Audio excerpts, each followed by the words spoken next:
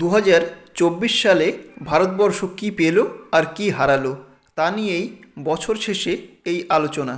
প্রথমে আসি সাল 2024-এ কী পেল ভারতবর্ষ।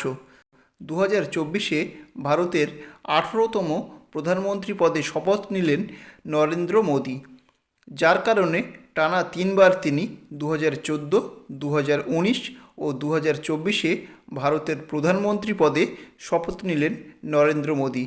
এর আগে টানা তিনবার প্রধানমন্ত্রী হওয়ার রেকর্ড গড়েছিলেন জওহরলাল নেহরু, যিনি 1947-এর 15ই আগস্ট থেকে 1964 সালের 27শে মে আমৃত্যু পর্যন্ত ভারতবর্ষের প্রধানমন্ত্রী ছিলেন।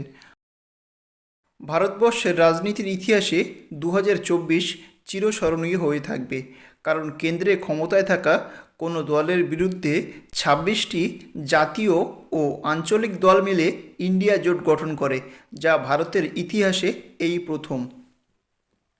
2024-এ ভারতবর্ষের অর্থনৈতিক উন্নতি বিশ্বকে চমকে দিল। সমগ্র বিশ্বের নিরিখে ভারত এখন পঞ্চম বৃহত্তম অর্থনৈতিক দেশ এবং মোট জিডিপি এর পরিমাণ 3.89 ট্রিলিয়ন মার্কিন ডলার। 2024-এ উদ্বোধন হলো ভারতের বৃহত্তম নদী টানেল। এই টানেলটি কলকাতার হুগলি নদীর তলদেশ দিয়ে তৈরি হয়েছে, যা মেট্রো রেল পরিষেবা দেওয়ার জন্য তৈরি হয়েছে। এই টানেলের মোট দৈর্ঘ্য 10.8 কিলোমিটার ও প্রস্থ 5.5 মিটার। 2024-এ 29শে জুন 17 বছর পর ভারতের মেন্স ক্রিকেট টিম দ্বিতীয়বার টি-20 বিশ্বকাপ জিতল দক্ষিণ আফ্রিকাকে 7 রানে হারিয়ে। 2024-এ সিঙ্গাপুরে অনুষ্ঠিত বিশ্ব দাবা চ্যাম্পিয়নশিপে ভারতের গুকেশ ডেম্বারাজু গতবারের বিশ্ব চ্যাম্পিয়ন ডিং লিরেনকে হারিয়ে বিশ্ব চ্যাম্পিয়ন হলেন। এর আগে ভারতীয় হিসেবে এই খেতাব জিতেছিলেন বিশ্বনাথ আনন্দ। 2024-এ পৃথিবীর দীর্ঘতম সাপের জীবাশ্ম আবিষ্কার হয়েছে ভারতে। ইন্ডিয়ান ইনস্টিটিউট অফ টেকনোলজির বিজ্ঞানীরা এই সাপের নাম দিয়েছেন বাসুকি ইন্ডিকাস। সাপটি লম্বায় 15.2 মিটার দৈর্ঘ্যের। আজ থেকে প্রায় 47 মিলিয়ন বছর আগে বেঁচে ছিল এই সাপটি, যার কারণে গিনিস রেকর্ড বুকে এই নাম নথিভুক্ত হলো। 2024 সালে ভারতীয় মহাকাশ গবেষণা সংস্থা ইসরো আবহাওয়া ও বায়ুমণ্ডলকে গবেষণা করার জন্যে রোহিণী 560 রকেট তৈরি করেছে। এর গতি ঘন্টায় 100 থেকে 500 কিলোমিটার, যা যে কোনো আবহাওয়ার তথ্য নির্ভুলভাবে দিতে সক্ষম। 2009 সালে সংসদে পাশ হওয়া শিক্ষার অধিকার আইনে 16 নম্বর ধারা অনুযায়ী প্রথম থেকে অষ্টম শ্রেণী পর্যন্ত পাশ-ফেল প্রথা রদ করা হয়। 2010 সালে তা কার্যকরী করা হয়। 2012 সালে পশ্চিমবঙ্গে পাশ-ফেল প্রথা তুলে দেওয়া হয়, কিন্তু 2024 সালে শেষ সপ্তাহে নোটিশ জারি করে কেন্দ্র সরকার আবার প্রত্যেকটি সরকারি স্কুলে পাশ-ফেল প্রথা চালু করেছে, যা খুবই ভালো উদ্যোগ। 2024-এ পশ্চিমবঙ্গে 14,000 শিক্ষিত যুবক যুবতীদের 10 বছরের প্রতীক্ষার অবসান ঘটল কোর্টের রায়দানের মাধ্যমে, যা তাদেরকে নতুন জীবন ও নতুন পরিচয় প্রদান করল। 2024-এ ভারতের মোট স্বাস্থ্য বাজেট 1,09,551 কোটি টাকা, যা এ পর্যন্ত ভারতের ইতিহাসে সর্বাধিক রেকর্ড করা স্বাস্থ্য বাজেট। ফলে সরকারি স্বাস্থ্য পরিষেবা, বিশেষত আয়ুষ্মান ভারত ও স্বাস্থ্যসাথী কার্ডের বিপুল সুবিধা সাধারণ নাগরিকরা পাবেন। 2024-এ কী হারালো ভারতবর্ষ। 2024-এ 9ই আগস্ট পশ্চিমবঙ্গের আরজিকর হসপিটালে ঘটে যাওয়া 31 বছরের ডাক্তার অভয়ার রেপ এবং মার্ডার কেস, যার কারণে 10ই আগস্ট সঞ্জয় রায়কে গ্রেপ্তার করে রাজ্য পুলিশ।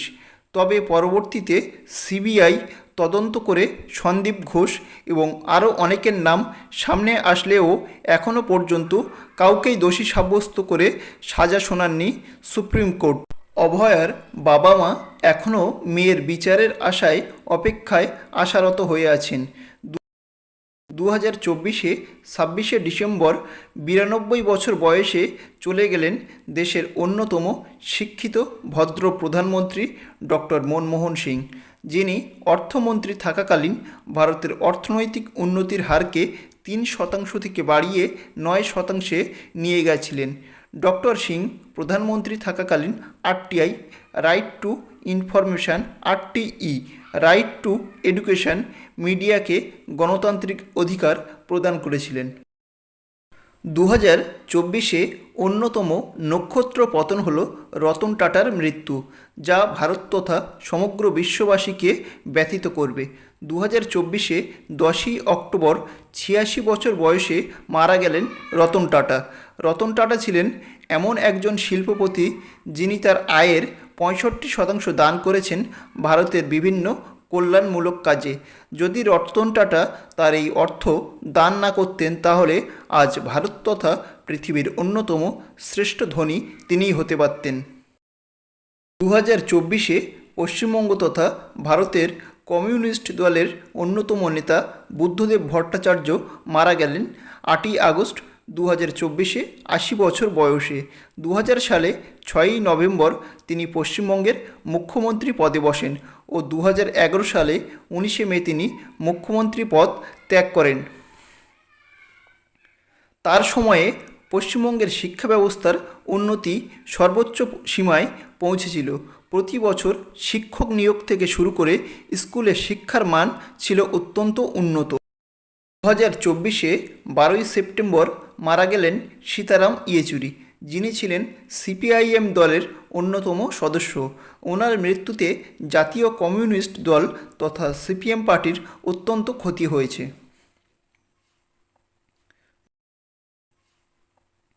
2024 15ই ডিসেম্বর 73 বছর বয়সে মারা গেলেন জাকির হোসেন।